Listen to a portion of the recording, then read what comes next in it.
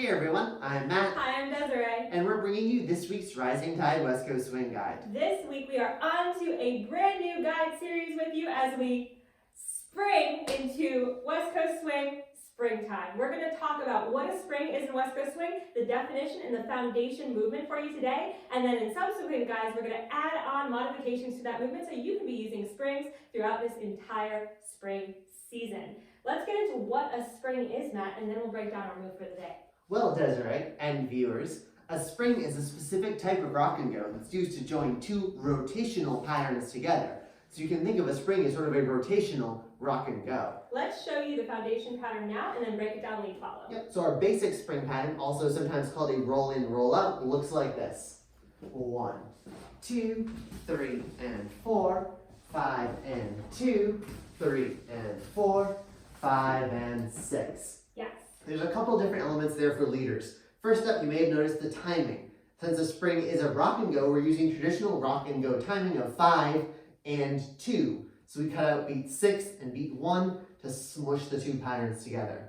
Now, that entrance is a lot like a free spin. I'm thinking about going diagonal back, diagonal back. I'm creating a little bit of prep here in the hands, but you'll notice it's not a big side-to-side motion because I want Desiree to turn down line. This prep also wants to mostly be down line. She wraps in here. This is one of my first checkpoints, so I want to make sure that Desiree is roughly in line with me at this point. From here, this feels like a lot like a spool of thread. I'm going to think about backing myself up and unwinding Desiree.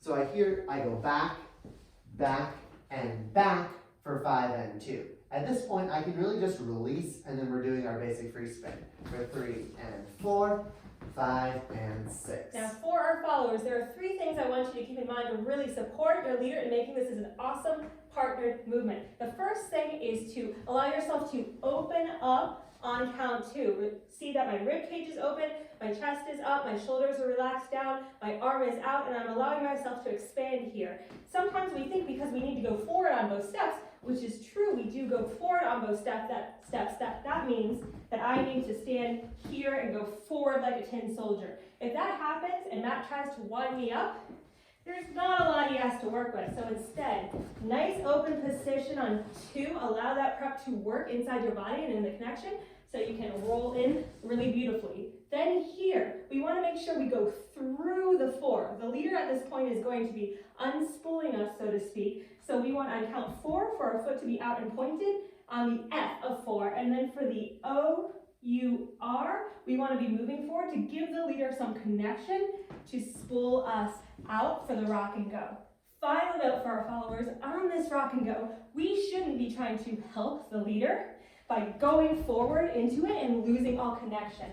Instead, we want to try to anchor, just like if this was the move without the rock and go, we would anchor here. We want to do that same thing on the actual rock and go, attempting to anchor to fill out the connection so we can rebound again and move through to that free spin. Showing this whole thing one final time. 1, 2, 3, and 4, 5, and 2, 3, and 4, 5, and 6. That was your guide. Thank you everyone for tuning in. If you like this video, be sure to give it a thumbs up. Subscribe to our YouTube channel, like our Facebook page, and check out our website and online store linked in the description. Happy spring!